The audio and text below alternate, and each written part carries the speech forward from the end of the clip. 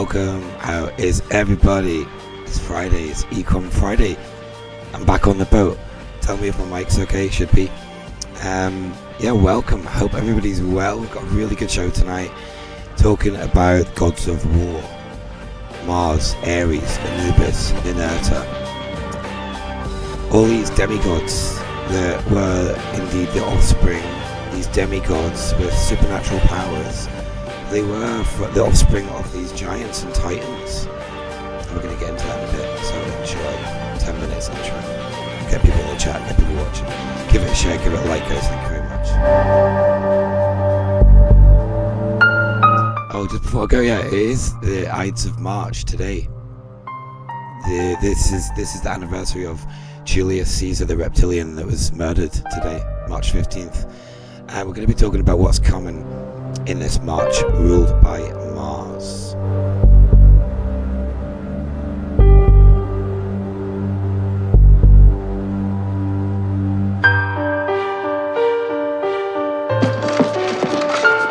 It's showtime.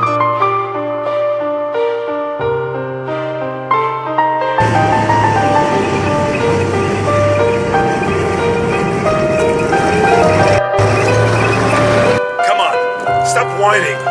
The kids are soft. You lack discipline. Well, I have news for you. You're not mine. That's right.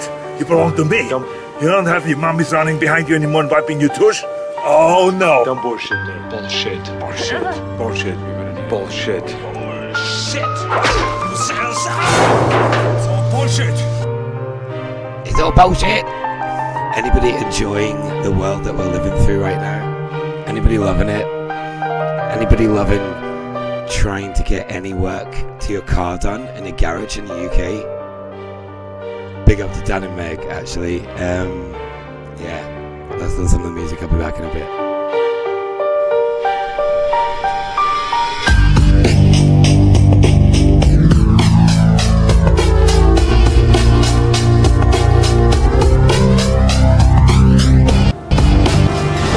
Mr. Anderson, welcome back.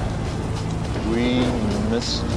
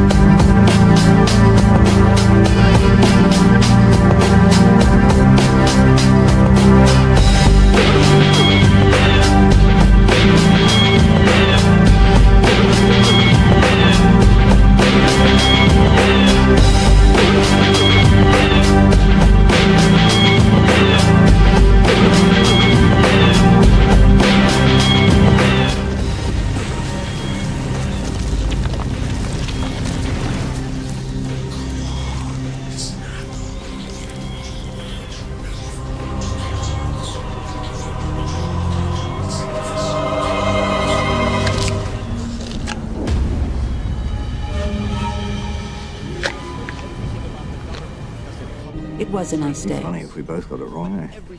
If I did the good thing and you did the bad one. Look at the media.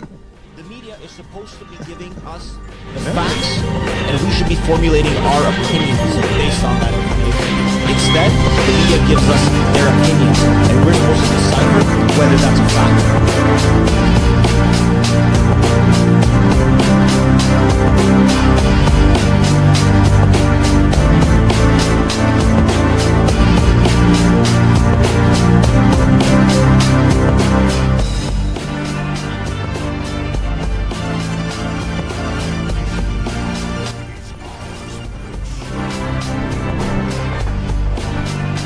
This issue is going to dominate our global politics. This is the issue that will colour the century. There's more computing capacity in a little grain of sugar when it's nanotech, 1 bit per atom and flipping back and forth in femtoseconds. There's more computing capacity in that grain of sand than our human brain by a factor of, I don't know, billions or something. So that these machines, if we, humanity, if we decide to build them, we're building gods. My name is Hugo de Garis. It's a Frenchy sounding name. I'm a professor of computer science and mathematical physics at a Southeast Chinese university. I have a 4-year contract there to build China's first artificial brain.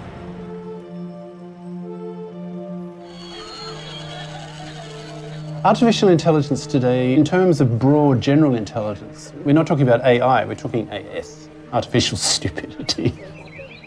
We still have a long way to go. The basic problem is the brain sciences haven't taught us yet what exactly intelligence is. We still don't really know. Neuroscience is still crawling. It hasn't even learned to walk yet. Right, welcome everybody. How is everybody? Let me just sort something out. So, I just want to play that clip before we start, because just we'll start with current affairs. And there was I'm getting pop-ups from this platform. Your stream is blocked, etc., etc. Seriously, man. Welcome everybody. How we doing? Talking about AI, Ray Kurzweil, I think it was yesterday or the day before, has put back the date for AI having the equivalent to a human brain, the equivalent energy, power, not energy, but you know what I mean. So it's interesting they put it back, and do you know what? They are nowhere near. They're nowhere. My mic on, yeah. So it's not quite. It's like dark green. Anyway, hope everybody can hear me. You would say if we didn't. Anyway, welcome everybody. So I'm just back from Cornwall, wettest place in the UK I've ever lived in my life. Glad I'm back on the boat. Been down there for a couple of months working in the shitty weather, man. Honestly, the weather. Don't even get me started on it. Don't even get me started on it. Seriously. My mic's actually a bit funny on the thing. So welcome Jolly Man, welcome Soviet Union survivor. Lord Doomsworth, Matt Jones. I thought you weren't chatting tonight, Matt. Just laughing at something else. Sail away, welcome Thomas Young. Oh, JP. Come on. Don't bullshit me. Bullshit. Bullshit. Bullshit. Bullshit. Bullshit.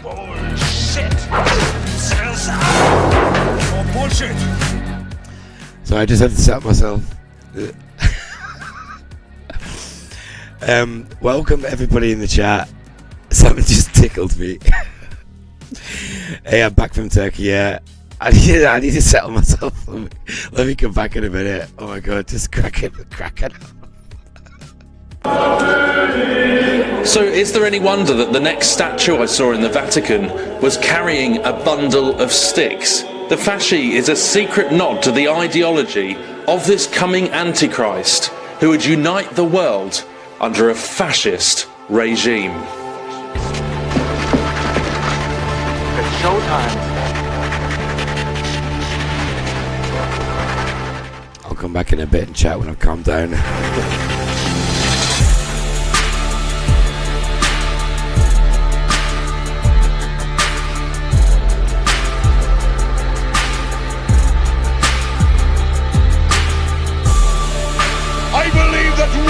Has a destiny to rule the world. Steel your hearts against mercy and let your battle cry be Rome!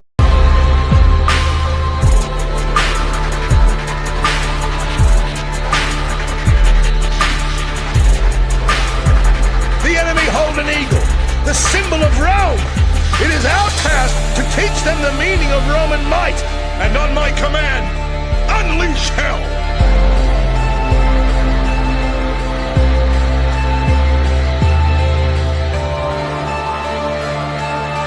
It's that same old fascist philosophy of Rome that has already been responsible for millions of murders.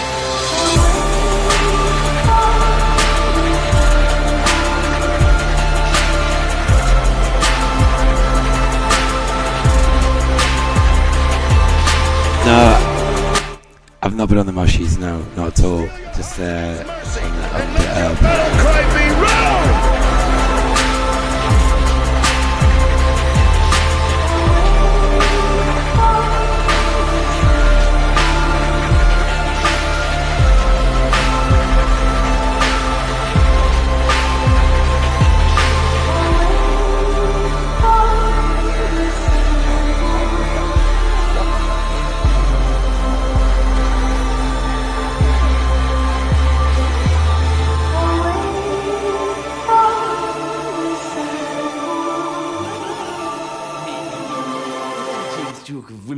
here, in a French maid's finishing school, at 3 o'clock in the morning.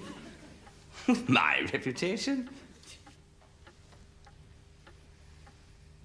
Bingo. Me, the 13th Duke of Right. London. I'm back. We're going to go back to that clip in a bit.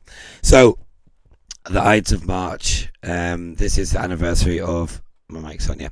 This is the anniversary of Julius Caesar's death. How he was murdered by... He was stabbed like 30 odd times, 30, 40 times. And I think it was 2 years ago, almost to the day, I called it. This is also a day of sacrifice in the Roman calendar. And it was the English MP that was... I'm trying to say the word... made no more by somebody near his constituency office. Quite an interesting story, and I made an episode about it, saying there's going to be some sort of sacrifice today in the morning. I made the episode in the afternoon. He was... So yeah, anyway, Adolf Walt, yeah, that's the one. Sail away, welcome, Lord Divsworth, also Matthew Jones. Yeah, so right, let's get on with this show then tonight. I've got a lot of stuff to play. It's hard to actually put it all together, so I've got a few different bits of information about the Atlanteans. There's several different theories about Atlantis, more than a few, and depends which category you fall into. If you're New Age, or if you look at angels and demons, if you look at flat Earth, it differs from each category. And Blacks, Paul, welcome from Black Sheep Researcher. I was going to say your old channel there. Thong lovers is right. I hope everyone's got their thong on and everybody is comfortable for Friday evening. I think Rise Above's on after me as well. So, yeah. The video I'm playing in the background, I'll just skip through it now, actually. Going back to Rome. And there's lots of stories about... let me just sort this back screen out. There's lots of stories about... 1 second. There's lots of stories about giants working with and battling against the Roman Empire. Babylon. Nimrod was apparently a giant. It's fascinating, it really is. So I wanted to sort of... There's a story about a captain. It's not Brutus, it's somebody else coming from Rome towards Britain, I think, through the Med. And they say that there was a giant on a ship, and the giant's arm rested on the first boom, the lowest boom on the mast. Crazy. But look at all the ancient tech, all the ancient buildings, the size of some of the blocks. No way were these done with like pulleys and rolling them on logs and stuff. The narrative we're given is absolute BS. Yeah. Do you know what? I think my mic's on my other mic. Just a second. I thought the mic looked quiet as well. Just let me... Cheers, Edway. That should be better. Let me know if that's better. Might have to be a bit closer to it. It's a bit weird, this mic. Anyway, so... Jolly man, no, Paul changed his channel from What the Flock to Black Sheep Researcher. Fascinating theory. Paul did on the Swiss cheese as well. The mic should be better now. I think I'm picking it up better now. So, yeah, fascinating though. What if, say, our realm with the firmament is in a huge. I was reading the chat. Huge cavern. What if it's in a huge cavern, and there's many other caverns, and some of the giants are in the other caverns? It's nuts. Crazy. But I love all these theories, and that's so, like this, like that AI clip I played before, talking about Ray Kurzweil, about even this simulation being run by AI. Who is the creator? What is the creator? Because fascinating, it really is fascinating. Non-conformista, welcome. You're late. Do 10 press-ups. Right, let's get on with it. Let's start with, let me just find the right clip. Yeah. Let's start with the long one. Yeah, this is a chat, right? There's a book called The Apocalypse of Yajkilnav. Can't say it. Let me read it. I can read it if I say it. I can say it if I read it even. Sorry. You think I was on mushrooms tonight, wouldn't you? Right. Let me see. The Apocalypse.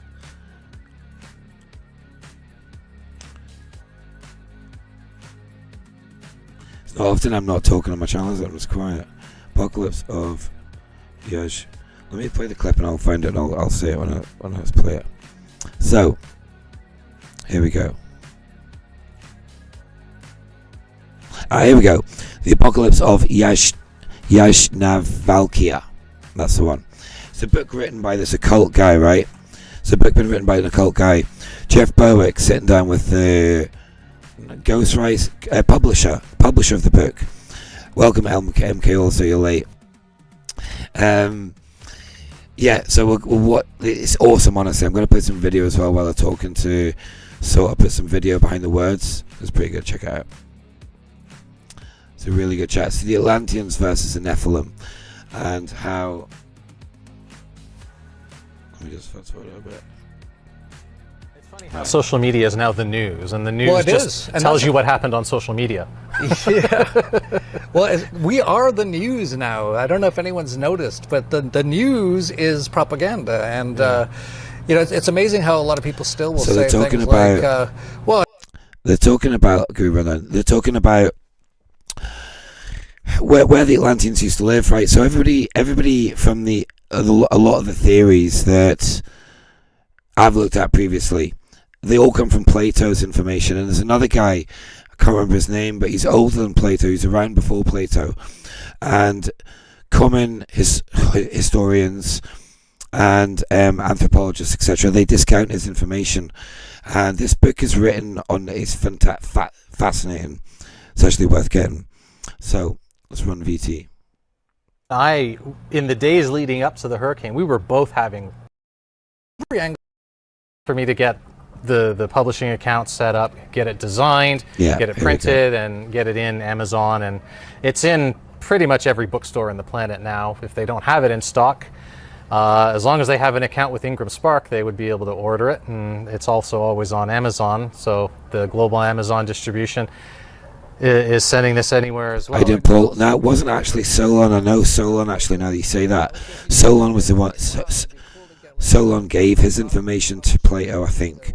But no, this guy's another guy. Let's get into We'll mention him now. So he, the Yajnavalkya, we'll say for lack of his actual name.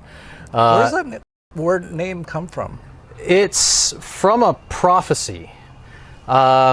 In the Hindu scriptures, there's a sage named Yajnavalkya, and he wrote 2 of the principal Upanishads, which is all about the mind and consciousness and meditating, and how to live a virtuous and happy, joyful life.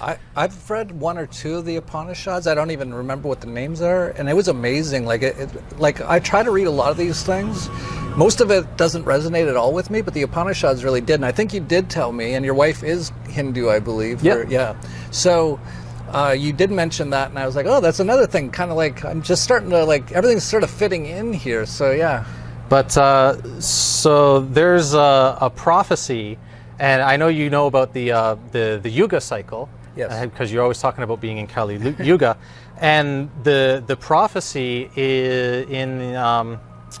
What is it? I think it's either the Vishnu Purana or the Matsya Purana. I can't remember which one it is. But those are the only 2 that talk about the end of Kali Yuga. And it's in one of them it says that our journey has just been prior to the arrival of Kalki, who is the 10th avatar of Vishnu, Yajnavalkya will make his appearance. And so I think that's what he is alluding to, because it is something that also comes up in the book, is this cycle of ages, because the first part of the book is called the Ages of Man, and he decodes what is the Golden Age and exactly when was that and who lived in it and what were they doing. And then the Silver Age and the Bronze Age and the current Iron Age and when that began. Because the Yajnavalkya is not he's not writing anything new per se. This isn't like a lot of literature that deals with Atlanteans or ancient aliens or anything like that, where shouldn't be loud. Let me know what the audio is do like. channeling or they make a lot of huge leaps. The audio should be okay. Let me know what the audio. Turn the video volume up. The video volume is up. Should be yeah, it is on. Sounds all good, I think. I don't know. Yeah, I don't know. We continue.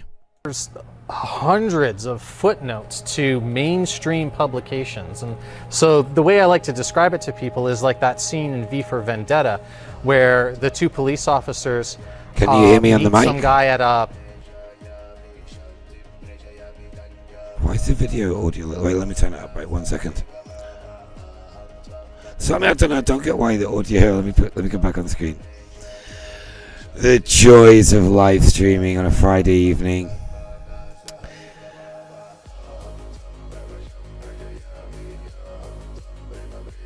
Can't hear them myself. I don't know. Oh God, I don't know. Right, I'm just gonna continue. I can hear it here. The volume is playing. It's coming up red on my thing. If I make it louder, you get crackles. Strangeness. Now let me turn the music off. I'll turn the music off and just play the video. Yes, I know. I know you can hear me, but it's the video anyway. I'll put it back on. Okay. This old monument to a bunch of kids that died from this fake virus that they released, and they think they're meeting a police whistleblower or a government whistleblower. It's actually V in disguise. And the police is like, okay, so what are you going to give us? And he says to them, well, you already have everything. The facts and figures and data and everything you need is inside your head. What you need is the story that brings it all together. Right, I'm just going to stop for a second. Some people can hear it, some people can't. That's fucking weird, man. Throw me off a little bit. I don't know what to suggest. It's playing like any other clip. You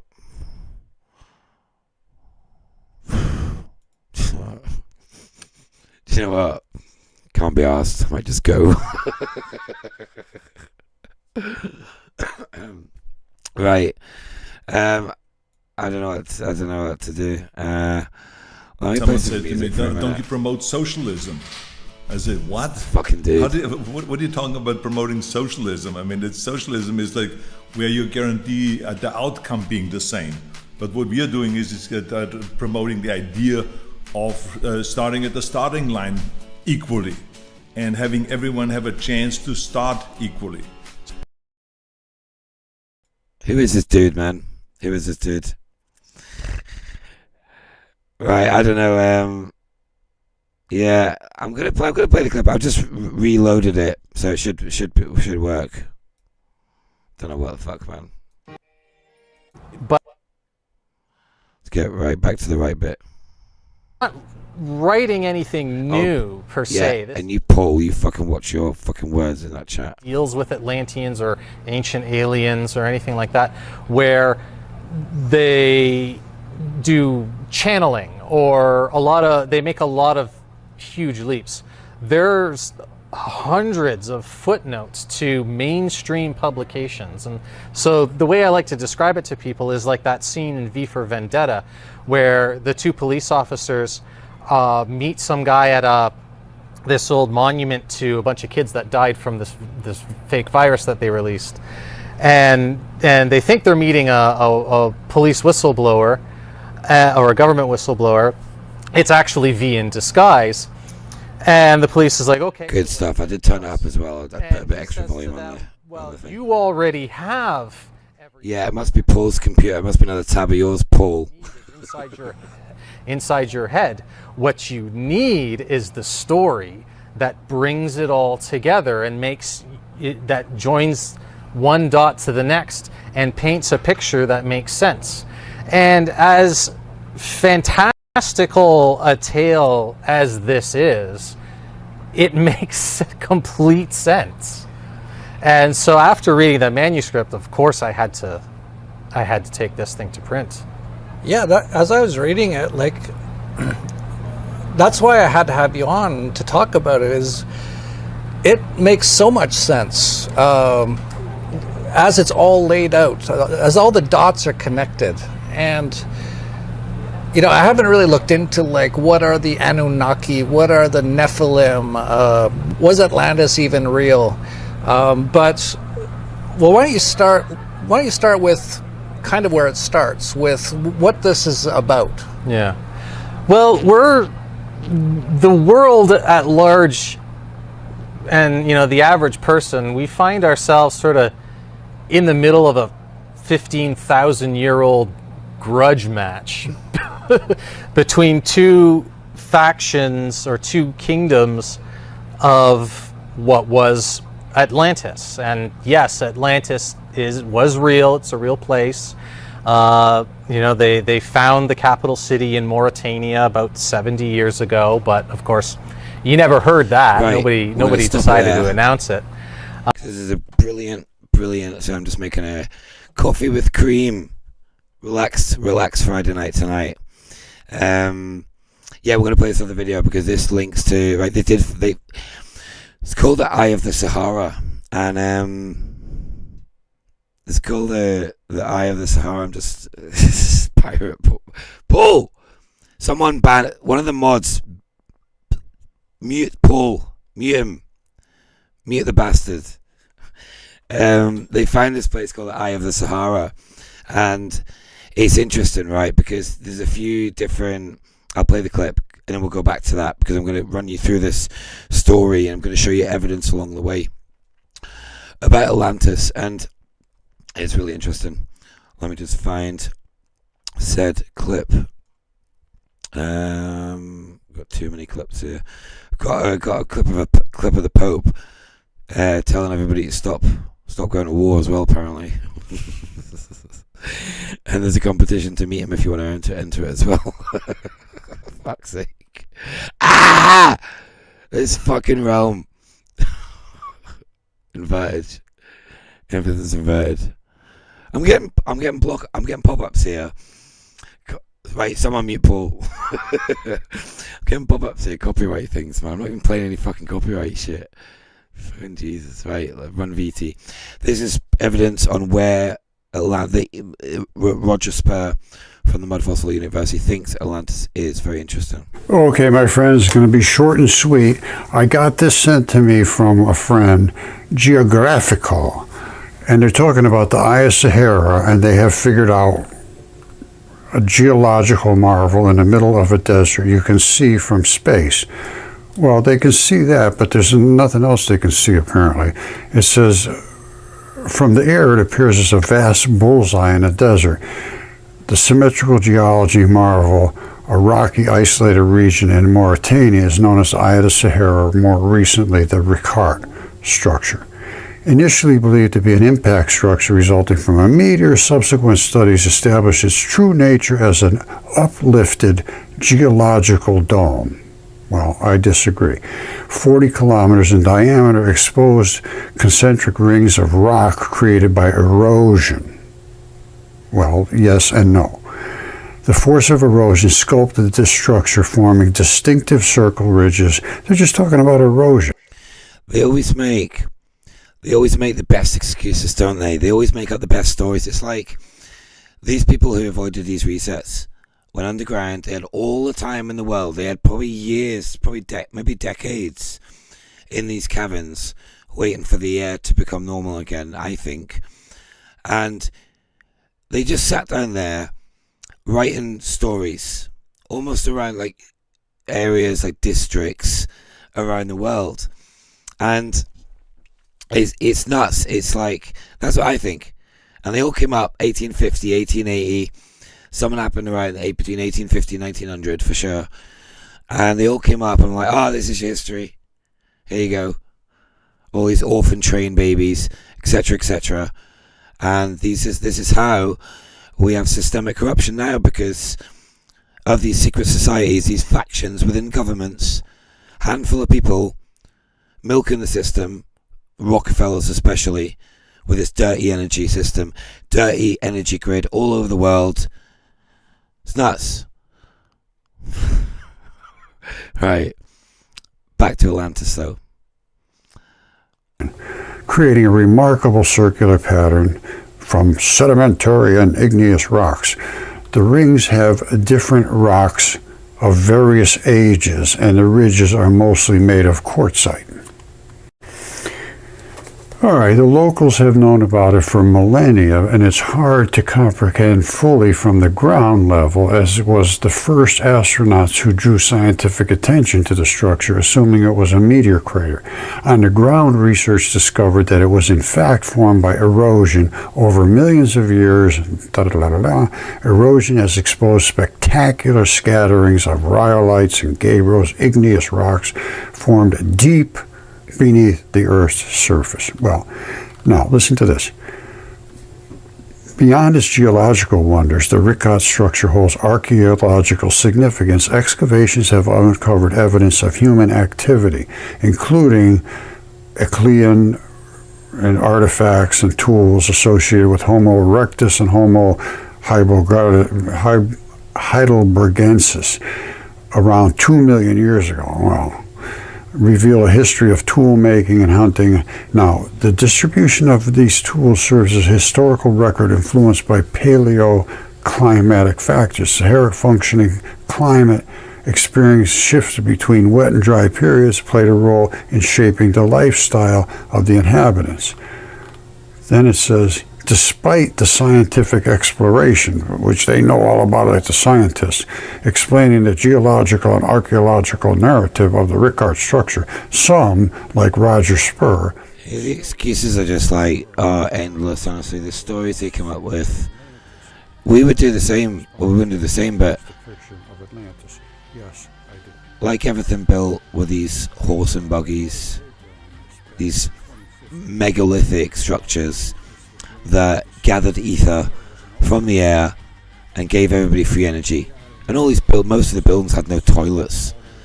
So did they make us start eating? So I'm digressing, but I think they made us this new human, orphan trained human after the last reset, with all these empty cities already built, these megalithic buildings with no toilets. So they made us start eating, because we used to get energy from the ether, because the world used to be like a superhero movie. That's what I think. This is higher up here than it is over here. Well, let me explain that. And it is not, but let me explain what he's talking about. All right, let's take the big picture. There's the Eye of the Sahara, Atlantis. All of this washed out. You see this wash out here? And it piled up there, creating the Cape Verde Islands, and it ended up slushing off the sides after it piled up enough. This is what they call an alluvial plain. It's just a flat mud flat. And this is what all ran out here. It's very, very simple and easy to see. You see? It ran right out there. Now, why was this an ocean, and how did that run out of there? Well, let's look at what Atlantis was first of all. And you can see, to me, it looked like there was a bazillion little boat docks coming in. You see all these little entryways? And they could have been boat docks, because they're all over this thing. Every one of these rings has a whole series of entryways coming up to it. You see like little channels coming in. So at first I said, well, it makes sense. Right? And then I started looking real close, and I thought maybe I could even see some buildings and stuff. It's like they were on this ring, and they could go between rings, and these were all the little docks and stuff where they would come in. Maybe, maybe not. I don't know. But what do you guys think about all this biogeology in the chat? Let me know in the chat, because I think it's super interesting. there could have been boats coming into this. Even this dragon in the Sahara that I've showed you before, it's just nuts, man. Right up through this way, I would believe. I did find out more about this. I'm not going to go into it right now. But when this washed across here, Plato said it was just outside the straits. Now, whether he said the Straits of Gibraltar, I don't know, but this is the Straits. Okay, that is the Straits. Now, what it's doing right there, who knows? I think I do. It was holding back the ocean, which was in a bowl in here, in the Sahara Ocean. And it broke over here. It broke through over here. It is full on nuts. Like MK said, it's deep. It is deep. It's like all this information. The last episode I did, the War of the Gods, like Perseus, the story with Perseus and Medusa, and how Medusa can turn people to stone, and all this evidence of petrification, all these mountains that look like the shape of a giant, these animals that look like these cliffs that look like animals. I've actually got some here. Just a second, I'll show you. But it's crazy. You can talk about so much. I can talk about so many things. Like this picture here. This picture, man, is so dark. And our history is full of this. For me, it comes from the Canaanites. It all comes from the Canaanites. It's nuts. Like the petrification thing. This is very interesting, right? This here is just a sec. This photo here is the 3 giant whales. It's in Thailand. I think Lance has been near it because he spent some time in Thailand. But it's up like north near Laos, near the border. And these things are nuts, man. Look. Like, what are they? They look like 3 whales. And there's even a historic tale, like a local tale, myth, let's say, that 3 whales got washed up on the cliffs up there. How did that happen? Because there was a flood. And the flood wasn't even that long ago. There's another picture. Crazy, man. Full on crazy. Crazy. But this petrification, like what he's talking about, like what he's showing us, all of Google Maps, you can see dragons and fish and even Quaker style. It looks like there's a feathered serpent just west of Florida. It's crazy, man. It's crazy. Is it them messing around with us? What's really going on? Fuck knows. And ran out. Right through here, it ran out over the top of Atlantis all the way out into the ocean. Now, somebody said, oh, no, you have the wrong heights. It's wrong. And I said, no, I don't think it is wrong. And here's why. All right, there was a bowl into the Sahara, and this was higher up here, but this was an entrance, I believe, that would let through that strait. So normally it would have been this high up. So how high is that?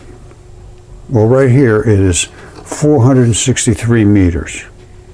All right. Well, over here it's 290 meters right in here.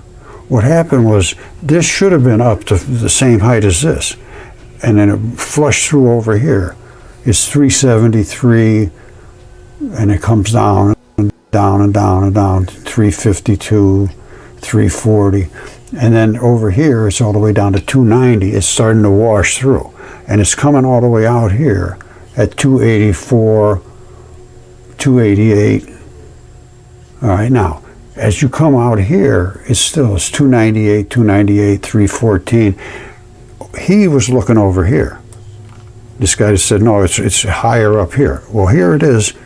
It's 534. Yes, it's higher up here, but guess why? That was a backlash coming in. All right, because it piled up. Here, if you go here, it's 452. Come back. It's 5 something. It hits a height of 500. So up what in he's here. saying is like, he's basically saying that there was an ocean in the Sahara, and it flooded out, and came back in again, and it created this huge mound, and Atlantis was on the side of it. It's very interesting. But we'll go back to the apocalypse of Yaj-Nav-Kalev.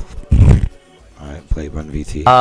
It's undeniably the capital city, not only because of the structure, the rings within rings, central island, 2 land rings, 3 water rings, access out to the sea. We know that this structure in Mauritania was accessible because there was a river that flowed right past it, straight out to the Atlantic Ocean. But Plato says, very matter-of-factly, that this was part of the Atlantean kingdom. If you read Plato very carefully, he does not say it's one island out in front of the Strait of Gibraltar. He says that was an island they were using. Sorry guys, I just had to It's Lucy. Second. I've just speeded it up a little bit because it's about an hour long, so I'm just speeding it up 10%. So I'll just go back to where we were. But it's funny, if you go on Amazon, you can watch great viewers tonight. Wow, like 20 people watching, 4,500 subs, and there's 20 people watching. Yeah, 21. London McLovin, welcome. Anyway, we continue, but it's fascinating. The story is fascinating. Sit back and listen. You know, I haven't really looked into, like, what are the Anunnaki, what are the Nephilim, was Atlantis even real? Sorry, I've sped it up, and Jen's voice is kind of funny. What this is about. Yeah. Well, the world at large, and, you know, the average person, we find ourselves sort of in the middle of a 15,000-year-old grudge match between 2 factions or 2 kingdoms of what was Atlantis. And yes, Atlantis was real. It's a real place. You know, they found the capital city in Mauritania about 70 years ago, but of course, you never heard that. Right, I'm just going to slow it down a little bit because their voices sound a little bit stupid. Don't feel like tonight's show's going the way I want it, actually, the way it's sort of, I had all these episodes, like these clips. Sorry, just a sec. I had all these clips like ready, but they've not really, it's not really materialized the way I wanted it to. Anyway, we will continue and run VT. Yeah.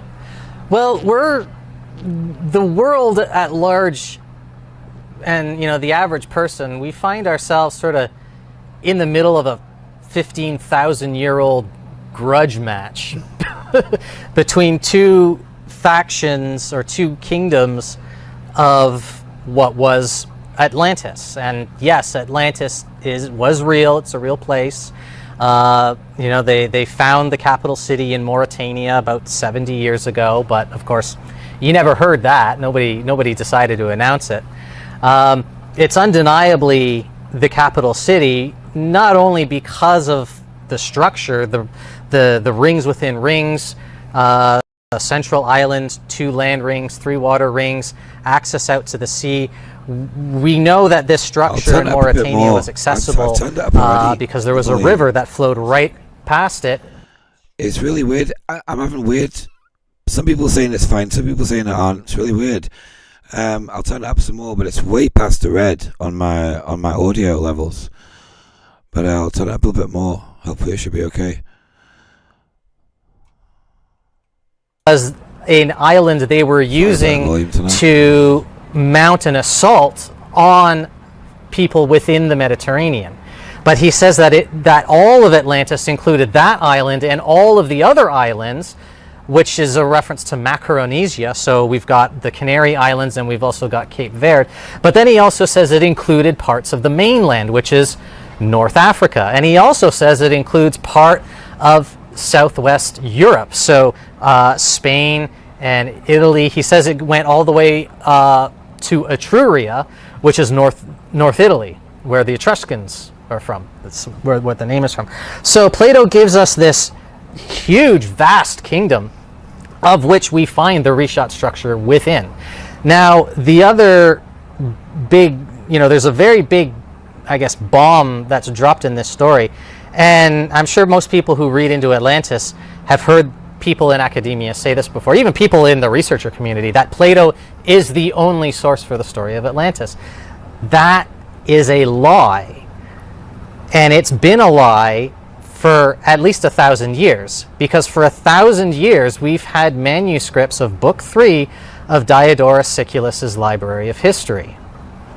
And in Book 3 of the Library of History, he has an account from a guy named Dionysius Schidobrachion, who he says is a guy from Alexandria. Now this guy has chapters upon chapters upon chapters about Atlantis.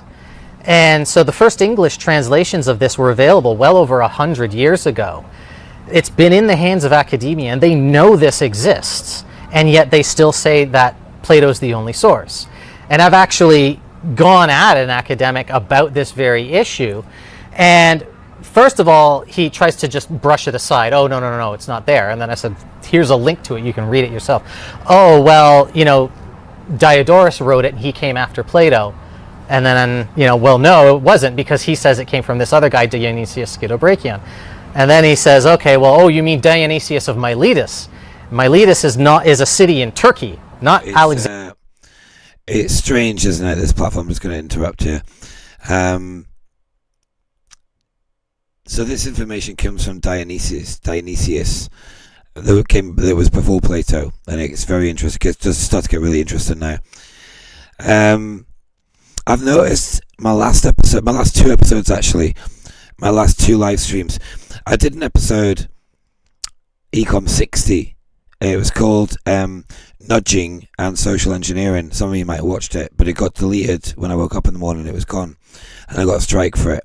No wonder, because you can't find any videos on this platform with that title in it, Nudging and Social Engineering. Ever since I did that episode, they've clamped down on the channel, I think, because it's hardly. My last two little live streams got 200 views. People don't get notifications, etc. But at the same time, we are making a difference. Everything that we're all collectively doing, they are panicking, and it's good to see that they're panicking. And they fucking should be as well. We continue. Alexandria, Egypt. So they're probably not the same guy. But even if they were, Dionysius of Miletus died decades before Plato was born. So these are not one account dependent upon the other account. They're entirely different accounts from different people telling different parts of the story of the Atlanteans, whereas Plato focuses in on the city and the structure of the government and the rights of succession to the throne. Diodorus talks a lot about family squabbles and the genealogy of the family, which, by the way, is completely different from the very short genealogy that Plato gives us. Plato says Atlantis was ruled by, or you had Poseidon, the god, and Cleito, a mortal woman from, wherever he places Atlantis, Mauritania. They get together and have 5 sets of identical twins, which, it's possible, I suppose. But this is where it gets really interesting. This is where you start talking about the Atlanteans versus the Nephilim. It was really interesting. It's pretty improbable. This seems more like some sort of allegorical story. Diodorus' story, volume thing as well. completely different. I think they are, because I know my audio levels, and whenever it goes into the red, you'll get like a crackle and a whatever it's called, reverb and shit. Yeah, Atlas. Yeah, Paul. Yeah, going back to the volume first. I think that, don't know, this clip. I don't know what it is, but yeah. Well, we start talking about Atlas now. I'll let the story go now. But they start talking about Atlas, the Atlas Mountains in Mauritania. If you watch Amazon, I didn't finish earlier. Amazon, the Grand Tour, their latest one shouldn't be clipping either.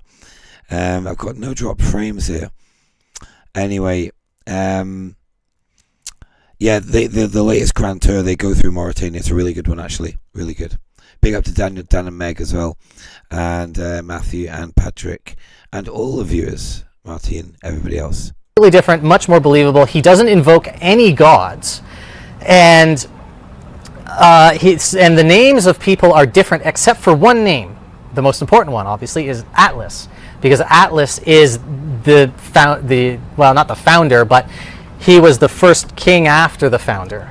And he was the one who, I guess, mastered the art of celestial navigation and made Atlantis into the seafaring power that it was. And so, of course, that's why he's remembered, and everything is named after him. Mount Atlas, Atlantis, Atlanteans, the Atlantic Ocean. So, as kings do, he's just stamping his name all over the world, going, that's mine, that's mine, that's mine, that's mine, I guess.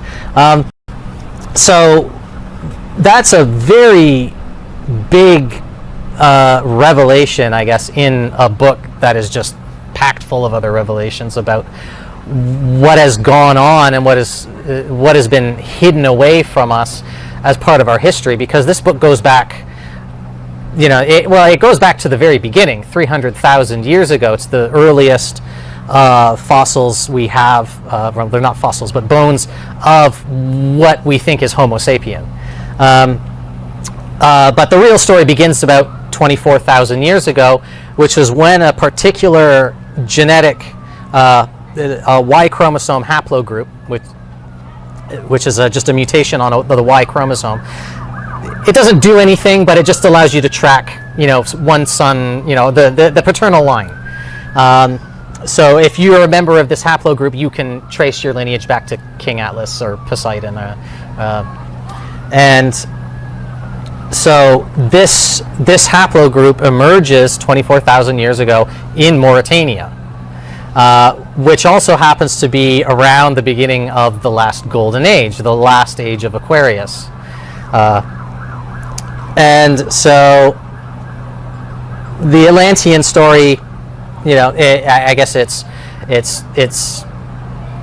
great in the sense, I suppose, that they're the only advanced civilization on the planet. Everyone else is hunter-gatherers. Everywhere they go on planet Earth, all they run into are other hunter-gatherer tribes who, by their nature, are very superstitious.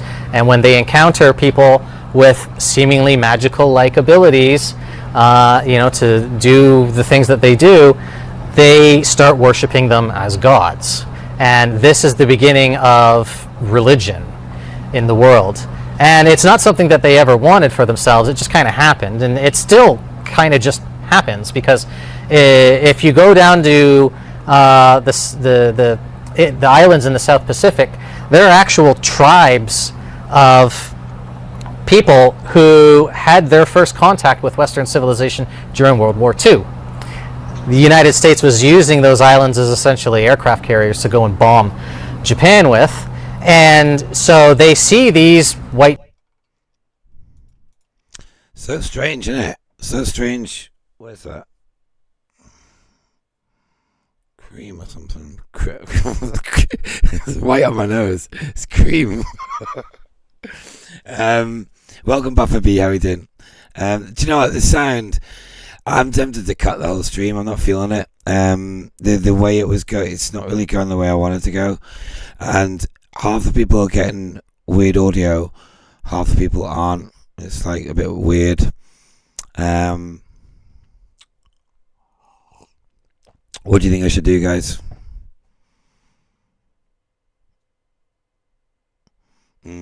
I'll keep going.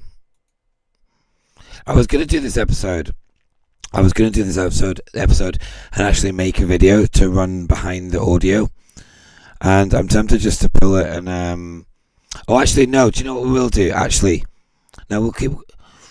Let me play this clip and let me know. Let me play the other clip I want to play, and if the audio is still bad on this clip, then we will continue this another night. But let me just find the clip. Here we go. Here, this is it. This is good. This is. Sorry to change it, but there's too many audio issues with that clip. I don't think the recording's going to be okay, so there's no point me doing a 2-hour stream and then look back at it and the audio's shite. So let me try this clip, guys. It's talking about the gods of... It's a shame to fucking do this, isn't it? This clip, man. How's the audio for everybody? Let me know, because it's really... Yeah, I'll just keep going, yeah. I'll keep going because it's not fair on everybody else. Sorry, it's really weird tonight with this audio. Don't know what's going on with it. It's up like I've never had a clip playing this loud. And it's weird, yeah. So I'll keep going. It is a good story. People walking around in strange clothes, doing strange things on their parade decks, and, you know, these just flying beasts in the sky making all these noises and these deadly weapons that fire thunder. And, you know, they're like, these are the gods. They're gods. And sure enough, years later, you have the anthropologists going back to these islands, and these tribesmen are now building wooden makeshift airplanes and dressing like American GIs from the 1940s and marching around on parade decks, having no idea what it is that they're doing, but they're sure that by marching around on a parade deck and doing these drills, that they're going to bring the cargo. That the cargo, the beast from the sky is going to come and drop the cargo with all the goodies inside. And then we get to be like the gods because now we're going to get the goodies. And they're called, so they call them cargo cults. And they actually even have a name for their deity. They call him John Frum, of all things. So could you imagine, you know, that? If that is real and is happening now, it could happen at any point in human history. So you're saying, what did you say? 15,000 years ago? 20? Yeah, about 15,000 years ago is when the story starts getting interesting. It gets interesting now, but just comment on the side. You know what I think it might be? Because it is. Cheers, Paul. No worries, mate. Yeah, Paul, definitely, mate. We'll definitely do it, mate. I'm back on the boat now, so we can do it, and we can wear our thong together and do a show, mate. That'll be fucking brilliant. Anyway, yeah, the audio, I think it might be certain speakers on people's TVs or phones. Maybe something to do with that. That's the only... Oh, sorry, yeah, it's a mic, right, got you. Sail away, sorry. Somebody said the mic was quiet earlier. Right, run VT, I'll shut up. So they're in Atlantis, and they're really advanced. Like, when you say celestial navigation, what do you mean by that? Do you mean like spaceships? No, I mean using the sun and the stars to tell where you are on the planet. Okay, so they were very smart. They'd figured out a lot of that stuff. Yeah. Well, you know, it was kind of an obsession for them. Because their whole religion back then, or not really religion, I would say their funeral rites were based around this. Because if you were somebody who was well known or important, when you died, what they would do is they would name a star after you. And this is where the whole idea of people being translated to heaven comes from. And this is one of the things that Diodorus explains in his book. Their whole like astronomy and religion to them and science was all the same thing. They worshipped at the altar of the universe, and they believed in a sense that God was everything, was all things. You, me, the rocks, the trees, the earth we're on, the space between the planets, the stars. It was all God in one sense or another. It is all part of his creation. And I agree with that. Only and only a small part of the creation, because there are dimensions higher than this physical plane that they learned to manipulate, which is why their technology, even to somebody today, would appear magical. And absolutely like at some point shocking. they made spaceships and left, right? Yeah, they had to. They had to. So how, like, we don't want to get too deep into all that, and definitely get the book to read about all that stuff, but get to the part about like the Nephilim and why they left and stuff like that. So I talked about some factions, and so if you read Plato and you read Diodorus, they both say that the Atlantis was not it was more of a confederation of separate Atlantean states. Sort of like the United States of Atlantis in a way, where they all had their own king, but they all answered to the one true king, the King of Kings, who was Atlas. And they had all of these rules about what they were able to do or not, and one of the rules was, if you broke the rules, all of the other kings of Atlantis were obliged to attack you and get rid of you. And so we have this one king. In Plato, he's called Gadirus, and he ruled the northern parts, like Morocco and southern Spain, is where Plato says he was based, and Diodorus also says the same thing.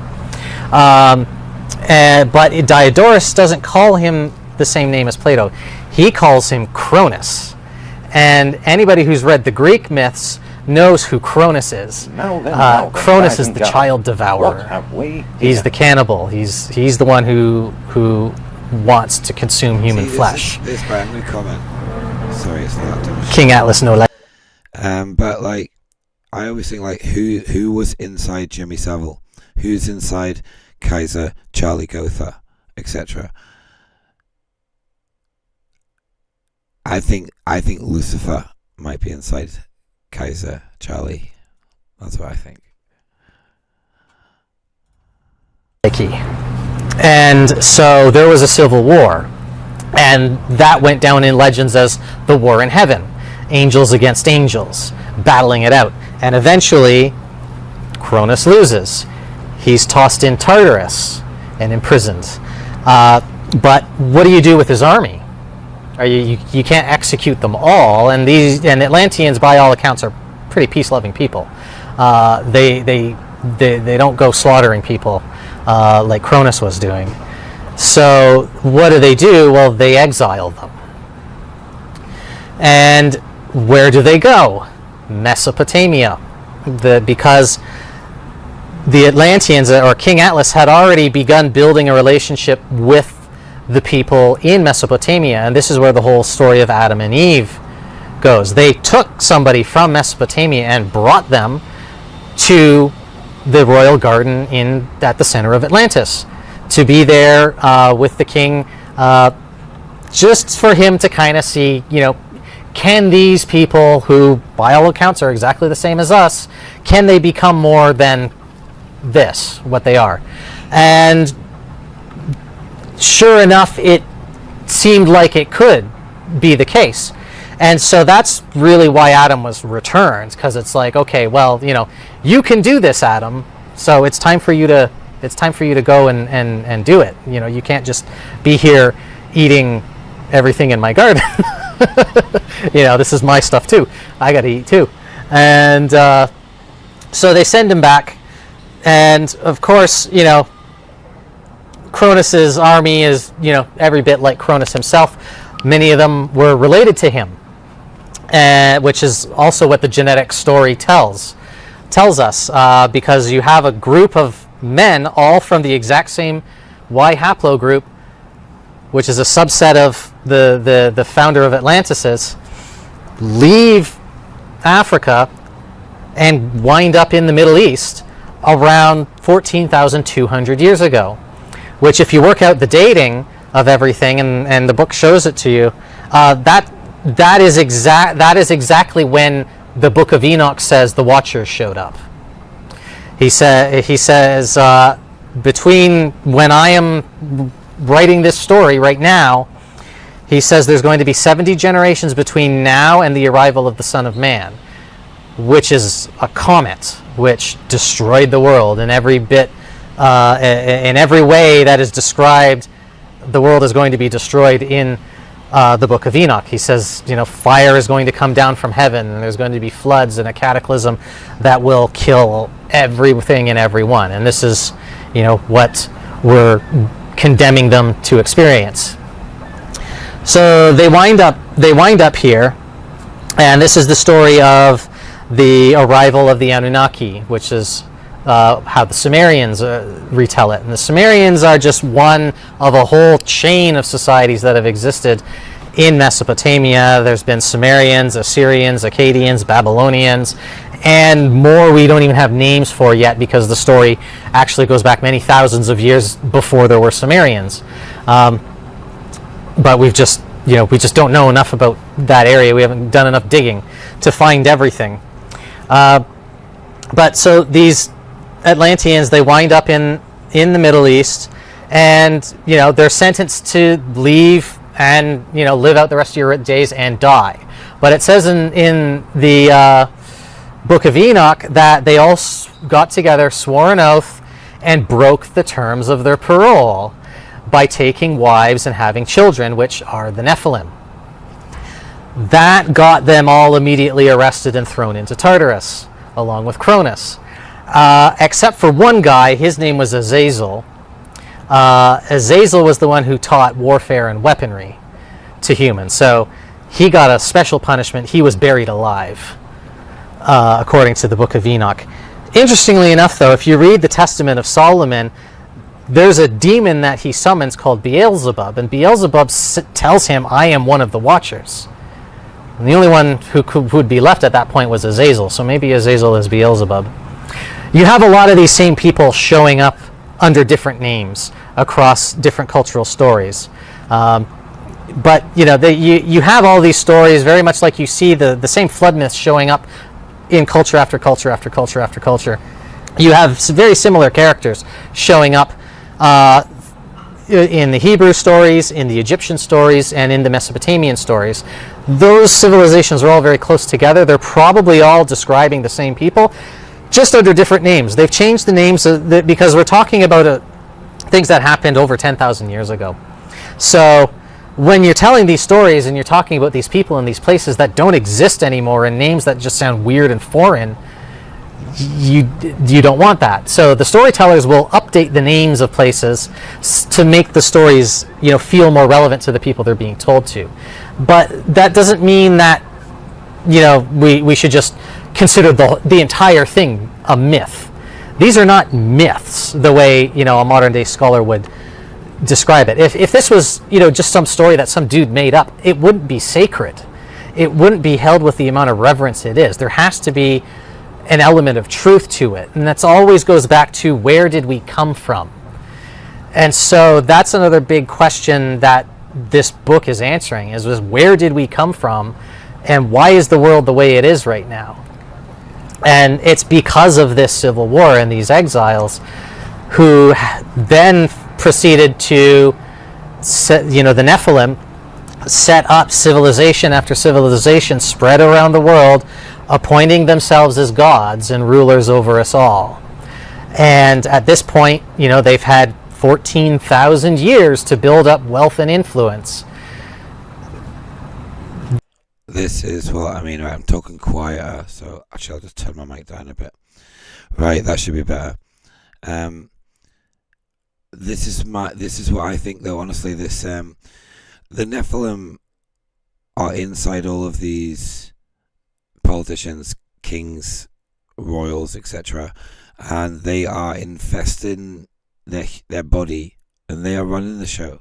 These Nephilim, these evil spirits that were cast down here, they can't leave, they can't ascend, they can't go down, they're stuck here, and they're immortal.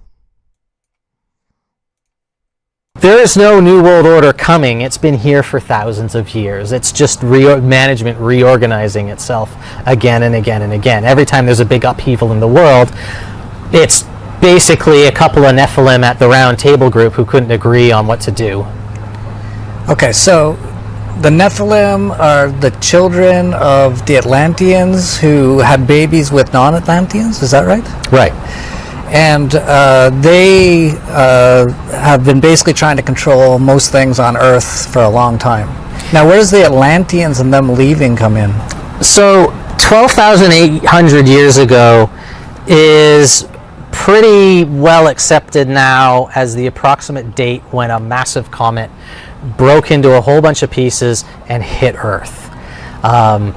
It's probably the most important day in human history, but we don't know when exactly it happened. Honestly, it would have made more sense to peg our calendars to, after impact rather than, after the death of Jesus Christ, which nobody really knows when it happened, because we've got the Julian calendar and the Gregorian calendar, and they can't really agree, and there's 3 missing years, and so it's a great big mess. But there's probably over 100 published peer-reviewed studies now, bringing together geological information studies, ice core samples, basically every discipline you can think of that could weigh in on the subject has, and they're all pointing to the same time, saying, yeah, Earth was just pummeled brutally by comet fragments.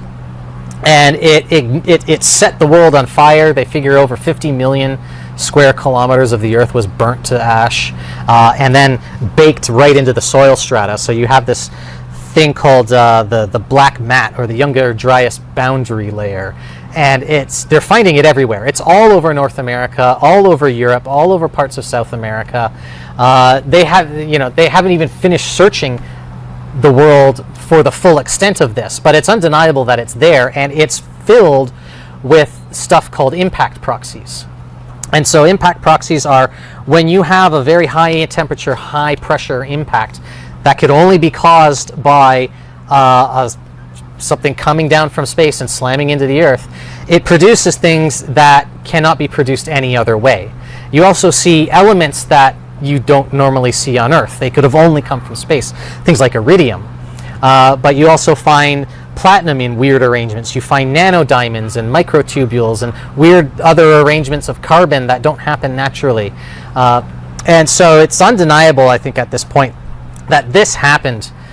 And the Atlanteans were warning almost everyone on Earth about it, weren't they? They were, and this is the reason why they took Enoch. They took Enoch to show him this and to explain to him, this is coming, and it's going to destroy the world.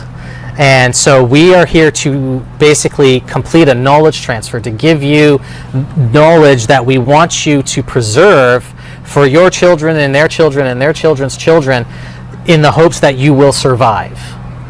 Okay, and so they took off before the comet hit? They might have, but there's this interim period between the impact 12,800 years ago and another one that happened 11,600 years ago. So the first impact, they relocated from the west coast of Africa to Egypt. And that relocation is very clearly spelled out in the Asclepius, which is another antediluvian story that has its roots in Egypt. And Hermes explains very, very matter-of-factly, yes, the gods who live in the westernmost reaches of Libya, which is Africa, by this great big mountain, which is Mount Atlas. Today we call it Tubkal. He says that they're going to relocate to Egypt. And I think this is probably why all the Egyptian temples all have celestial alignments, because Hermes even tells Asclepius that yes, Egypt is the image of heaven. Everything that is in heaven has been brought down and placed here in Egypt. Our home is the temple of the cosmos, as he calls it.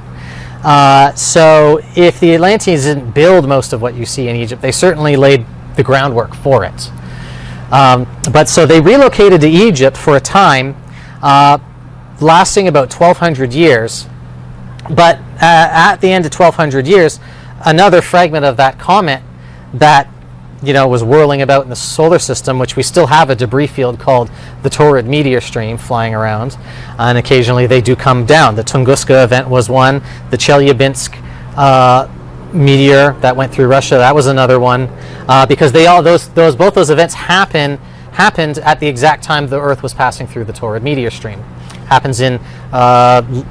happens in late summer, and then again in late fall, around November. I think July and November or is torrid meteor season. But at any rate, so they relocate. 1,200 years later, though, a giant piece of this asteroid streaks through the atmosphere, burns everything down from Mongolia westwards. It goes all the way across. It goes across Mongolia, across the Himalayas, over Persia, through Mesopotamia, through Arabia, burns all of North Africa to a crisp, including, Plan B for the Atlanteans, burns that to nothing, and then blows up somewhere over the Atlantic. And then that turns into just a hailstorm of fireballs raining down over the eastern seaboard of the United States. And if you look at cultures across the trail of that comet, they all have myths that describe exactly what they would have experienced. So there's an Indian tribe called the Madamus. So I just want to touch quickly on what he's talking about, these cataclysmic events, reset after reset after reset. When you walk on the beach, all these pebbles, it's really pebbly, the beach near me. And I picked up something tonight, it looked like a hair follicle from a giant. Something like Roger's got. And it makes you think, like, all the stones that the minerals we consume are from these dead giants and titans that have been petrified from these cataclysmic events, or dragons. It's nuts. Mesquite, which live on the eastern seaboard of America, and they have a legend where they hear this massive explosion over the ocean and then a big plume of steam coming up right before a hail of fireballs comes down and just pummels their entire lands. The Greeks have the whole story of Phaethon, and if you read the Timaeus and Critias, Plato says that this is not a myth. He says it's a real event. A celestial body fell from the sky, and that's where that story of Phaethon comes from. But you rewind it and you keep going east, and then the Sumerians have this story of Era in Ishum. And Era is just described as this fireball that blows down forests. And then you keep going east, and you get to the Chinese, and they have the myth of Kuafu. And Kuafu is a sky demon who chases after the sun. And because they're in China, they're in the east, it happened in the late afternoon for them. The Greeks describe it happening in the morning, which is correct. That's exactly what you would see based on their positions in the earth. And so they say this demon chased after the sun and drank up all of the rivers, meaning, the heat from it passing by is just so much that it just flash evaporates all of the rivers. So we have all of these spectacular stories all coming together to describe this event that happened 11,006 years ago. And so at this point, the Atlanteans are like, all right, we're out. Because I think by then, their technology had advanced to the point where they could leave the planet and go to another star system. Because the Phaethon is the event that brought about the Iron Age, according to the Greeks. And with the coming of the Iron Age, the Greeks also say the gods left Earth. So away they go. Okay, so when you say they had the technology to leave the Earth, are you talking like rockets and stuff, or is I think you mentioned it's like anti-gravity? Don't go too not for 10 minutes on it, but just briefly, what do you think they had, or what knowledge do they have? Well, I mentioned that there are higher dimensions to this universe, and that's all that's what the part 2 of this book is about. And you talk about this whole experience being a video game, and you're very right in a sense. It's just not running on a computer. It's running on some sort of in the mind of a divine entity that we can't even begin to comprehend. Right. But it describes the material forces and material dimensions in terms of interactions between the higher dimensions. And so this is actually a cosmology that the Atlanteans communicated to Enoch. He didn't really understand it at the time, because you can kind of tell by the way he wrote it down that he didn't get it. But with this book, I certainly got it when I read it, because once you read that, you understand the theoretical framework behind what the universe is, what God is and why we have free will and how we can exist in the first place, and also how these kinds of technological feats can be achieved, because matter, space, matter, this is all an illusion. We see it and we experience it because we're made of it. We can't see what is the underlying cause behind all of this, stuff here that we can see and talk, and the vibrations come out of my mouth and hit your ear, and you can detect that. And these are all very crude ways of my mind telling your mind what it's thinking. But that mind is a dimension in and of itself where thoughts are forms, and it's possible to communicate through that dimension, which if you could experience it, you would think it's telepathy. Likewise, time is an illusion. There's no real time. What's happening is we all exist in a giant wheel, for lack of a better word, which the Atlanteans called eternity. And eternity is everything. Everything that exists is on eternity. But eternity, movement is an illusion, because space is an illusion. So eternity can't move, but it can spin. And so absolutely everything in the universe, if you study relativity, and there's a very quick lesson on relativity in the book, which is actually not drawn from Einstein. It actually comes right out of the Asclepius from Hermes, which is at least 2,000 years old, just that manuscript. But it's based on stories the Atlanteans communicated to us 14,000 years ago. So they understood these concepts. And so, everything in the universe is moving at c, which we like to think of as the speed of light. But it's not. C is the rotational velocity of eternity. And we have a trade-off between temporal motion and spatial motion. And so light, something traveling at the speed of light, is all spatial motion and no temporal motion. And something that is absolutely still is all temporal motion and no spatial motion. And everything else is somewhere in between those two extremes. And so now you have a new kind of coordinate system. But it also explains where gravity comes from.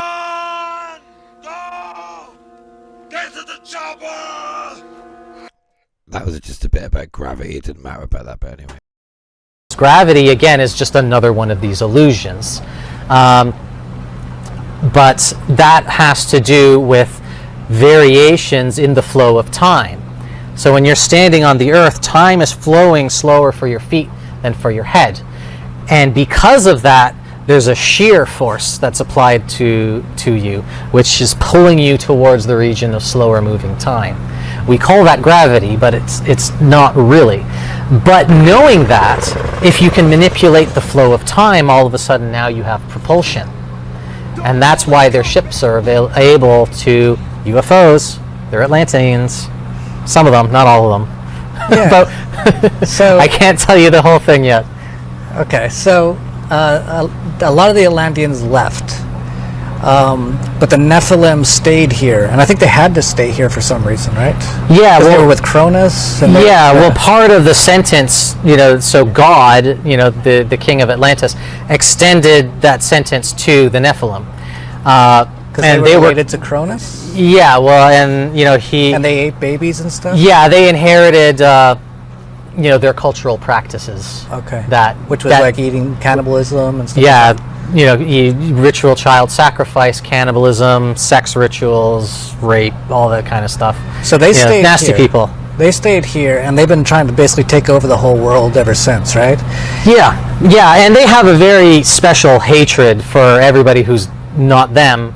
Sounds because, like the Jews. Well, not all of them, but you'll find the Nephilim's infiltration of all of our power structures and centers of influence, be it religious or government or corporate, is complete. We talk about a White Shoe Boy Club. Well, the people who run the White Shoe Boy Club, who sit on its board of directors, are Nephilim. the people running the government of, the people pulling the strings behind all of the governments of the world, those are also Nephilim. Now, it's important not to think of the Nephilim as a big monolith. This is what I've always believed. They are the politicians. They're inside them. Monolithic organization either, because part of their condemnation is to basically just kill each other in endless wars. That's another thing that was in the Book of Enoch. Of course, they're still here. It also says that their spirits will defile mankind, leading us astray and to sacrificing to demons as gods, which is exactly what we're doing. We're all so many people are doing that. So many people are involved in cannibalism, knowingly or unknowingly, or pretend cannibalism, thinking, oh, look how hip or holy I am. And, so this is part of the undermining of humanity that they've been doing this whole time, because the Atlanteans showed a sympathy. An example of this, right? I'm going to, it's kind of coming to the end of this anyway, but I want to play this clip, right? Because it was on David Clue's show the other night. I'm actually on David Clue's tomorrow night, probably about 7:30 tomorrow night on Unity News Network, doing a Parasite presentation on bioengineering and how we're already nodes on the network, believe it or not. But I'll play this clip because what he's talking about right now in this talk about how they've had so many resets to really clamp down on us with this corruption, but like programming, like just this clip, like way back in the 90s, and look at the world now. It's really funny, actually, from the Fast Show.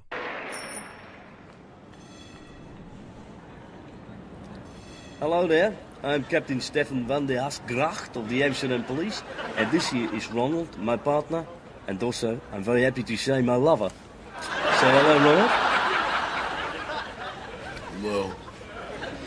We are patrolling what you might call the mean streets of Amsterdam, and we live in a houseboat.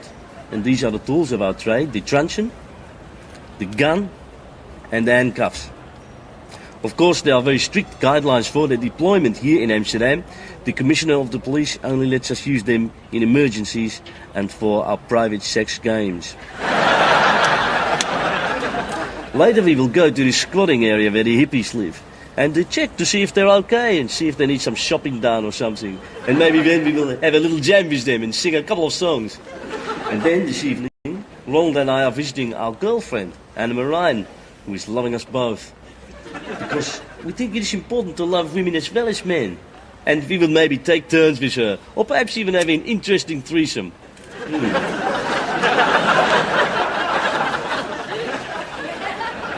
Ronald has sent me some really excellent blow.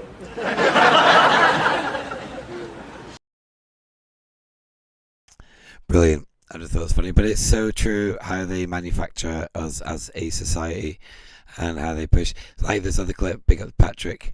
This clip's so true when you're trying to talk to one of your normal friends. Check it out. It can't be like this. It is this way, man. I'm sorry I exposed you to it, but it is.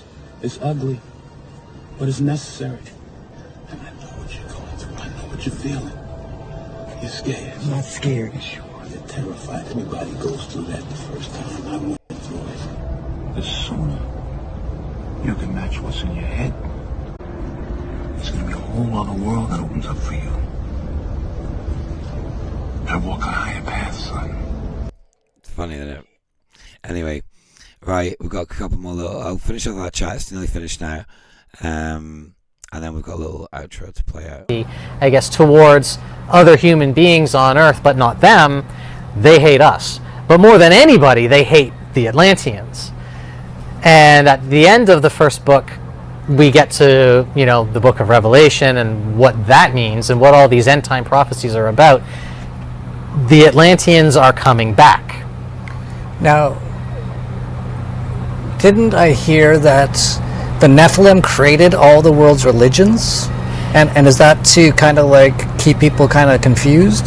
Absolutely. If you look at all ancient societies, the king was a god. So religion and state were not separate things. Over time, they became separated. And particularly, with the advent of World I, we have to make the world safe for democracy. This was a massive change in policy. We were no longer going to have rule by divine right. We were going to have this, rule by the people, which is just probably one of their biggest, most successful hoaxes. Democracy. Yeah, democracy. You have no real choice because everybody you get to vote for has already been vetted and handpicked by these people. That's why they always go back on their promises, because they're not there to help you. They're there to help the people they work for. But so all of these religions were started as a way of preventing slave revolts. Because again, if you go back to the Sumerian texts, the very first problem they had with people was they revolted. The Anunnaki arrive, and there are other gods who did the work of tilling the fields and making bread and feeding this ruling class of Anunnaki. They were called the Igigi. The Igigi eventually revolt, and so that they learned their lesson in one go. You can't have your slaves revolt. So a new slave class, i.e., us human beings, which were just humans from the hunter-gatherer tribes that existed around them, they enslaved those people, fed them a religion. We created you and we're gods. Look at all the wonderful things we can do, and enslaved them with a belief system. And so, how can you rebel against a god? So that was a great mechanism control.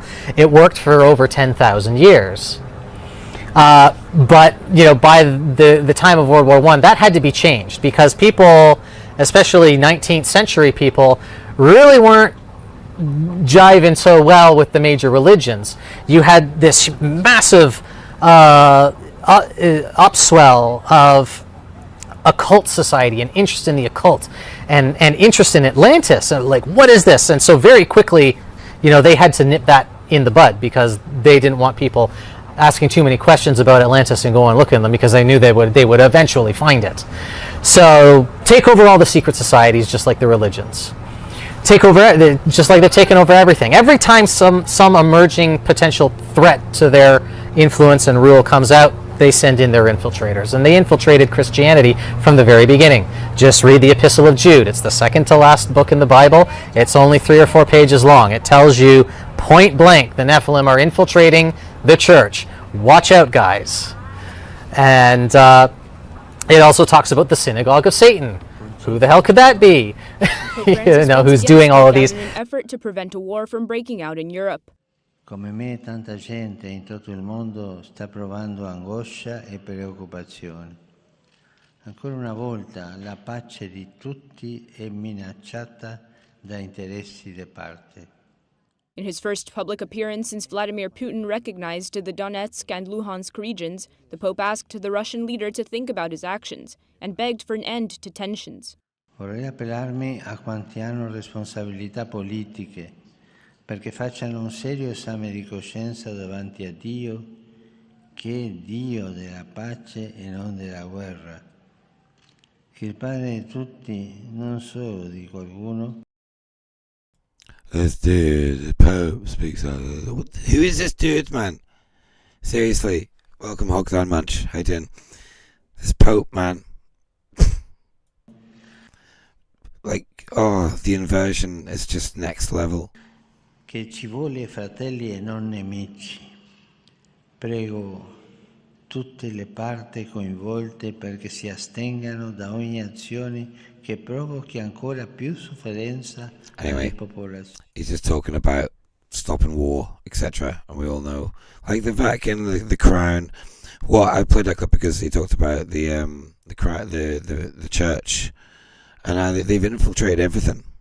It's crazy. Nasty things. And so everywhere you look... Are a lot of the Nephilim Jews? I don't think so. I think probably most Jews are not descendants. Just got copyrighted now for playing that Pope clip. I've had maybe 10 copyright things block up at me. This platform I think Mark Bajerski's just left, or his latest episode said he was leaving YouTube. I'm not sure. Gonna check that out after this. Of Nephilim. No worries, Hog Munch. Okay. From the genetic do they studies hide behind Judaism? Oh, they definitely do. But They hide behind everything, right? They hide behind everything. But the thing is that they seem like they're tired of that arrangement. They want to reemerge, which is why you see a lot. I think you see a lot of their original dogmas reemerging, and they're flooding alternative media with so many psyops. It's insane, and so they want to sort of reemerge as gods, or at least very powerful people who are going to save us from the Atlanteans. Who are coming back soon, apparently, right? Yes. But the Atlanteans are good, right? They are. They don't eat people. They don't murder babies. They See, this bit's like interesting, isn't it? Talking about the Atlanteans coming back in 2028. Supposed to be coming back. That's interesting. And they're going to make the aliens that are going to be coming. It's so inverted. It's like a double and it's like a triple inversion. It's like triple bluff, triple inversion. As far as I know, and so the Nephilim are worried they're going to come back, and because that's when their time is up. Like they were given time to reform, and boy did they not. It seems like they're trying to kill everyone before the Atlanteans get back. Well, they want to have very tight control over the Earth again, and that means massive deaths, because of course more people means a higher likelihood of a slave revolt, and it always comes down to, are the slaves about to revolt? Are they about to revolt? I mean, it's why Spartan society was so militaristic, because at the very beginning of Sparta. This is so true, right? Look, for like 2 years, I've been sat doing this, right? I've got 4,500 subscribers. I've worked hard for them. I've had over 12 videos deleted, and we're all sitting back while everything's going on. And it's when you really think deeply about it, should we not be doing more? Should there not have been a revolution by now? It's an interesting question, isn't it? The people in the gulags from after World War I, I think it was, said that they wish they'd done more before they all got locked up. It's very interesting. Nearly finished this story. Bit disappointed with how tonight's show's gone, guys, if I'm honest. It's not flowed properly. I've missed a couple of episodes that I wanted to play earlier, so I do apologise, but yeah, anyway. Sparta's civilization, I suppose, they invaded a neighboring society called the Helots and enslaved all of them.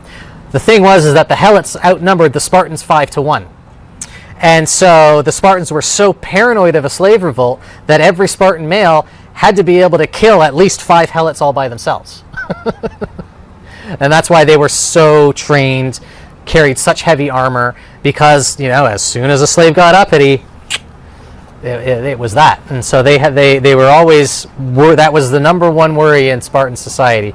And even they were ruled over by a weird priesthood called the Ephors. But wherever you look, in all these great big societies that the Nephilim set up, particularly from Canaan through Mesopotamia and then into Khazaria, like the area where you find Ukraine and Kazakhstan. You find these civilizations, the Canaanites, which were the Phoenicians and the Carthaginians. You find the Babylonians, the Akkadians. You keep going, you find the Thracians, the Scythians. And all these societies all had a priesthood. Their high priests were trannies. They were all trannies. Their most holy people, the highest reverence, were trannies that conducted gay orgies in honor of their goddess.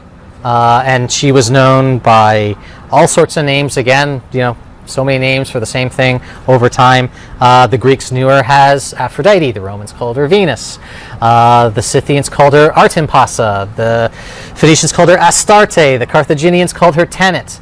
But it's all the same goddess of, sexuality. She's like the holy hoe. Interesting. So, oh man. So, like in the book, it says the Atlanteans might come back in 2028, and I see all this alien stuff going on. And so it appears like the Nephilim are trying to get ready for if they come back.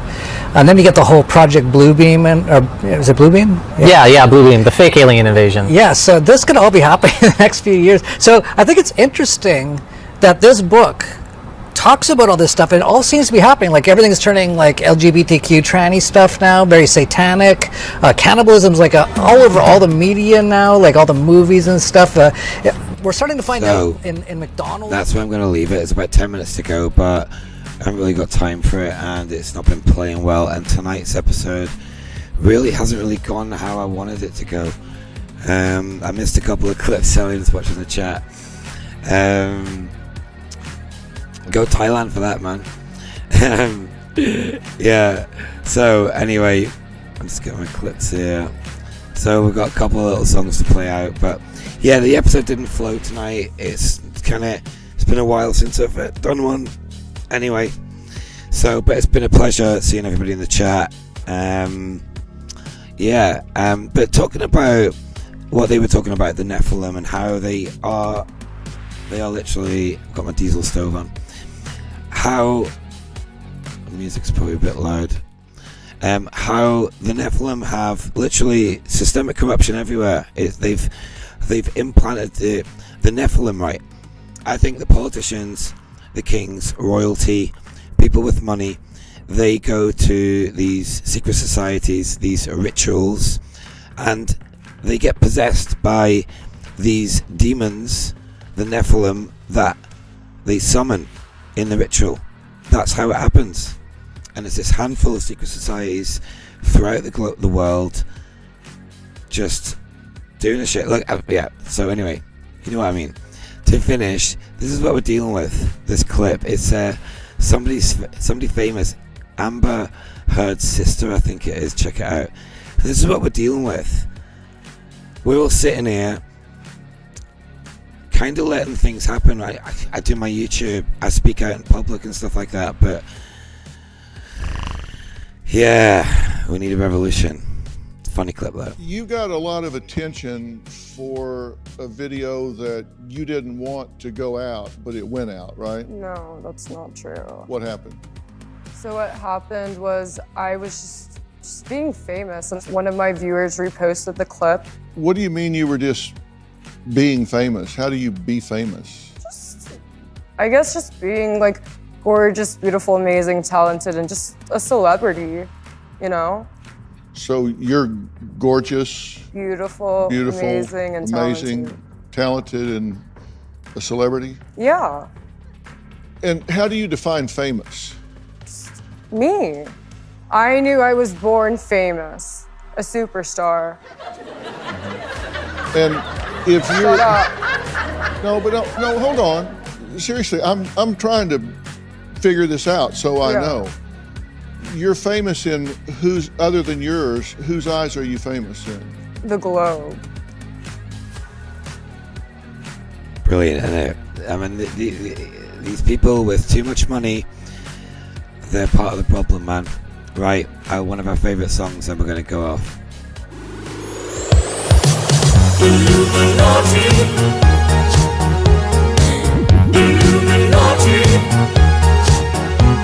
We want to get into the Illuminati because we want to get invited to the coolest parties by subtly communicating hidden symbology. Soon we'll be part of a secret society. Hollywood will open up its doors for us. We'll meet the inner circle of executives. We'll give a guy Rusty in a warm jacuzzi, and the guy will put us in a Disney movie. And they'll play our music on MTV. We'll be given designer clothes for free, and we can drive everywhere DUI because we'll be under the protection of the all-seeing eye. And we'll never have to worry about bills again because the Rockefeller family will be our best friends. We'll fuck a squirrel and finger a fish and triangle, eye, pyramid. You can be rich and famous too. I love the establishment. Yay! We want to get into the Illuminati, and we want to hang out with Jay-Z and Beyonce. We want to sell our souls in 1 billion records and bow before our reptilian overlords. Then the enlightened few will bring us into the fold, where we'll be told secrets of old, like why the CIA killed JFK and why on earth the moon landing was fake. Being Illuminati will be so much fun. We'll learn the truth about Area 51. They'll tell us where Flight MH370 is and which politicians like to fuck kids. We'll get 1 million followers on Instagram. We'll have the whole wide world in our hearts. The Rothschilds will take us to Bohemian Grove, where it's likely that we'll both be murdered and cloned. Let's manipulate the economy. War is good for humanity. We'll be given the keys to unlock the Bible, and we'll become Lucifer's loyal disciples. We'll pray to Baphomet and the princes of hell. We'll bathe in pig's blood and cut ourselves under the blood moon, beneath Saturn's radiant energy, before the Dark Lord Lucifer himself. I invoke the 4 crown princes of hell, inviting the forces of darkness to bestow their knowledge and power upon me. I, your faithful servant, promise to hide triangles and things, perform at the Grammys and tell people the earth is round. From this day forth, I'll do whatever it takes to thwart globalism, multinational corporations, the establishment, and the military-industrial complex. I love fracking, it's the best. Let's go for some pizza. What flavor? Kitty flavor. We're gonna get assassinated for making this video. More like initiated.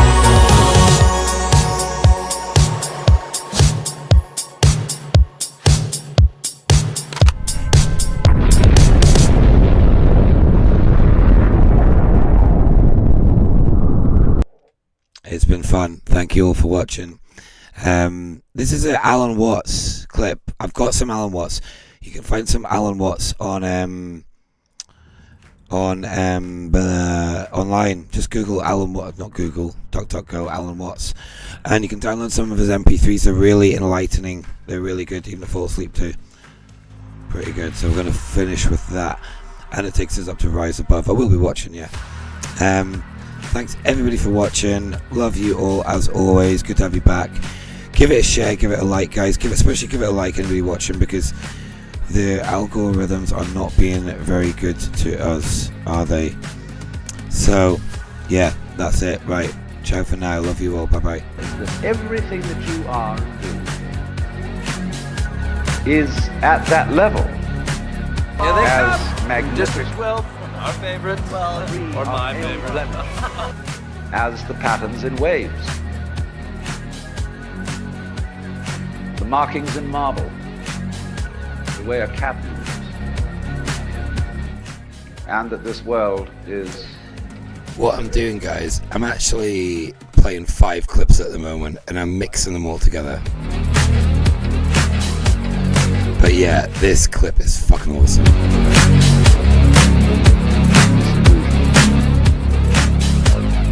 You can feel yourself, not as a stranger in the world, not as something here on probation, not as something that has arrived here by fluke, but you can begin to feel your own existence as absolutely fundamental.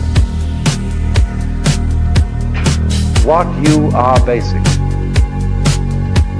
deep, deep down, far, far in, is simply the fabric and structure of existence itself. So in this idea then, everybody is fundamentally You're going to need a bigger boat. Ultimate reality. Not God in a politically kingly sense, but God in the sense of being the self, the deep down basic whatever there is. And you're all that, only you're pretending you're not.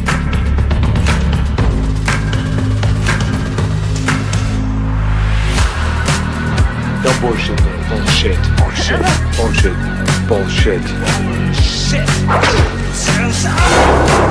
Bullshit! Don't look at me. Probably someone in my office.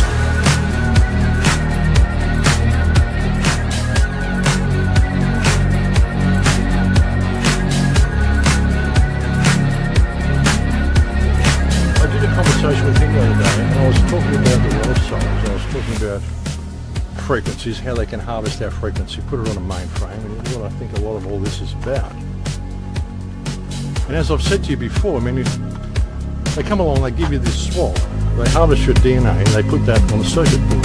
Now, if your consciousness is simply a frequency that exists in the field around you, the field is electrically charged, everything is electrical. So, you're simply harvesting a frequency from the field that you experience as you. And that's due to an antenna in your body. Well, they come along and they give you this PCR, which harvests that antenna. They can again put that antenna on their circuit board. Then they come along and they give you a jab, an mRNA jab, which alters your DNA.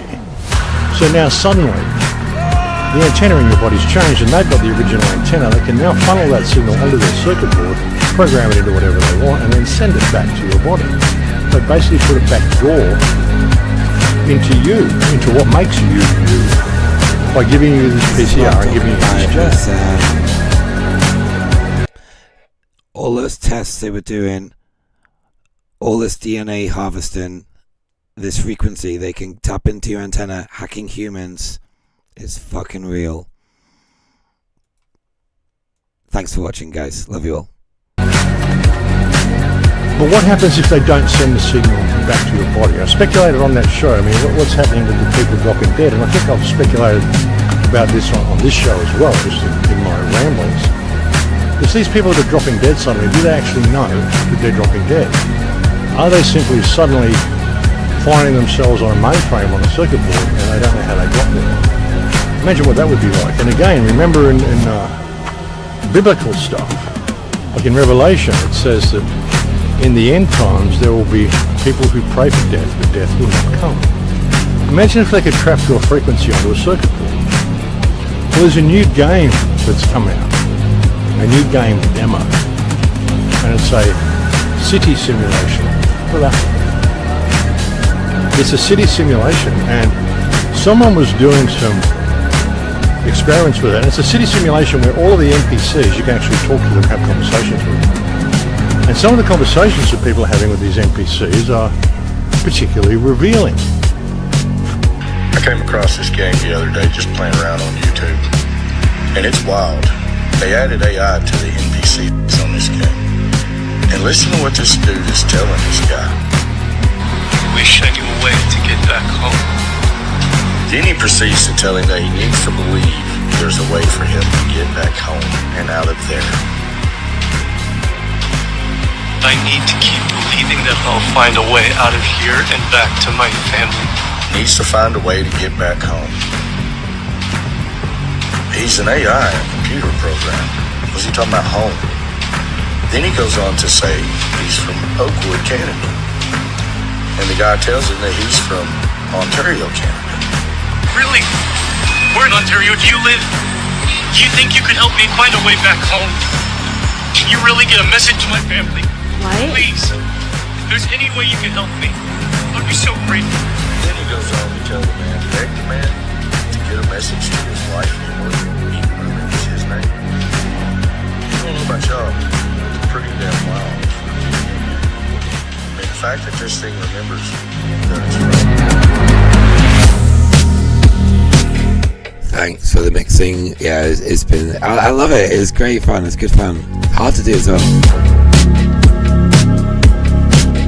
That's a song in a minute though.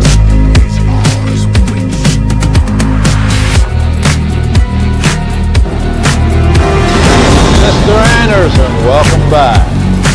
We missed you.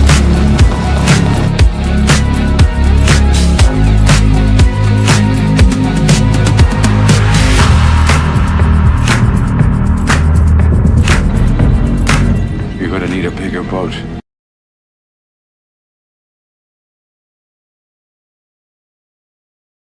Java now.